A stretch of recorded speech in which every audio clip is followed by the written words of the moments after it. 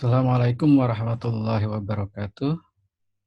Mahasiswa sekalian, saya ingin sekedar memberikan tambahan terkait dengan materi kita yang beberapa pertemuan yang sebelumnya.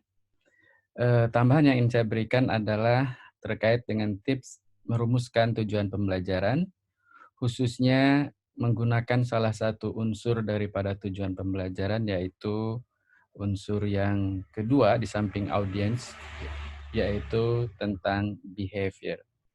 Nah, tips ini saya berikan bagi teman-teman sekalian yang memang tidak ingin menggunakan taksonomi daripada Bloom, seperti kognitif, psikomotor, dan afektif. Nah, kali ini saya ingin coba perkenalkan bagaimana kita merumuskan learning objektif mengacu kepada Don Clark, dan untuk lebih jauh nanti Anda dapat membukanya melalui URL ini. Gitu ya. Baik teman-teman sekalian, mari kita lihat. Nah, sebagaimana kita ketahui, komponen daripada objektif atau learning objektif itu ada 4, yaitu audience, behavior, condition, dan degree. Namun menurut Don Clark, ini behavior dia sebut dengan task, gitu ya, seperti ini, task. Sementara komponen yang lain sama, yaitu kondisi dan degree. Nah, terkait dengan ini, kalau teman-teman tidak ingin menggunakan taksonomi Bloom, maka beberapa hal yang terkait dengan bagaimana kita menyusun task atau behavior, maka panduan yang diberikan oleh Don Clark ini bisa dijadikan sebagai acuan. Nah, dalam hal ini Don Clark memberikan tips bahwa semua learning objektif itu pasti terdiri dari action verb plus objek. Nah, objeknya siapa?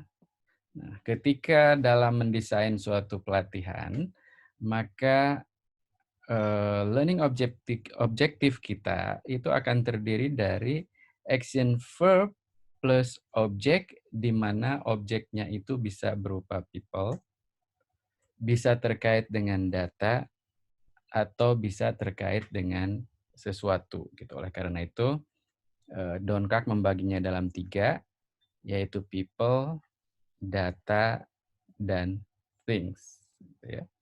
Nah, coba kita lihat mana saja yang termasuk dengan people, mana saja yang termasuk data, mana saja yang termasuk dengan things. Sebagai contoh adalah advising. Misalnya terkait dengan advising, ini berarti memberikan advice atau memberikan saran. Nah, berarti objeknya itu pasti orang. Briefing gitu ya, memberikan briefing. Pasti objeknya terhadap orang.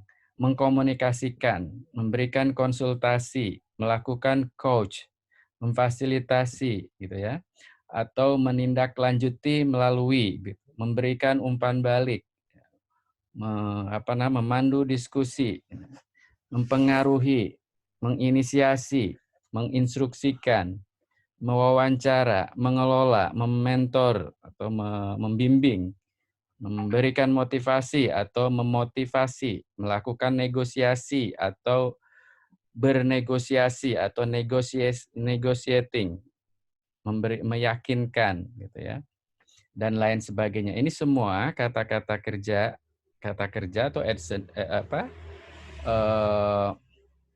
action verb yang terkait dengan people.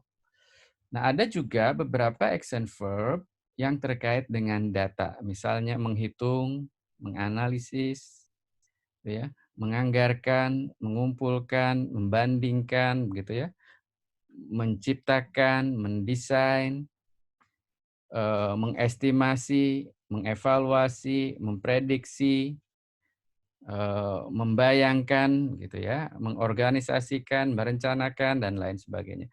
Walaupun ada beberapa kata kerja, misalnya mewawancarai itu bisa menginterview bisa terkait dengan orang, bisa terkait dengan data, atau mengorganizing bisa terkait dengan orang, bisa terkait dengan data. Nah, kemudian berikutnya yang terkait dengan action verb, yang terkait juga dengan alat atau dengan benda. Di antaranya adalah misalnya assembling. Pasti assembling apa? Assembling mesin, atau menyusun apa ya, melakukan kalibrasi, mengkonstruksi, memasak, menumbuhkan sesuatu, gitu ya, menginspeksi, mengelola, memaintain, melakukan manuver, gitu, mengoperasikan, dan lain sebagainya. Ini pasti terkait dengan ini. Oleh karena itu, teman-teman sekalian, bagi Anda mahasiswa sekalian, jika Anda kesulitan dengan menggunakan taksonomi Bloom, saya kira untuk desain pelatihan, ketika kita menyusun learning objektif, kita bisa memanfaatkan apa namanya action